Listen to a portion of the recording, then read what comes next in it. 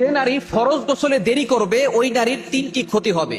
অনেক মা বোন এমন আছেন যারা ফরজ গোসল হয়ে যায় কিন্তু এটা করতে চায় না, গোসল করতে চায় না, অনেক দেরি করে করে।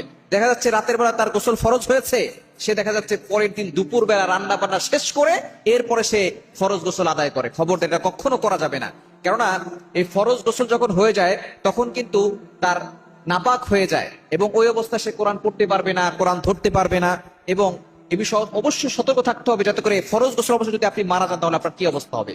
এক নাম্বার ক্ষতি হচ্ছে যারা ফরজ গোসল অবস্থায় থাকে, দেরি করে ফরজ গোসল করে, তাদের এক নাম্বার ক্ষতি হচ্ছে রহমতের ফেরেশতারা তাদের কাছে আসে না।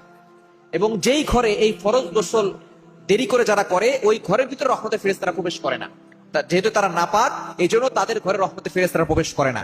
এই জন্য খুব দ্রুত এই ফরজ গোসলটা আদায় করে নেওয়া উত্তম। এক নাম্বার ক্ষতি হচ্ছে রহমতের ফেরেশতারা তাদের কাছে থাকে না, শয়তান তাদের কাছ থেকে ভিড়তে থাকে, তাদের কাছে চলে আসে।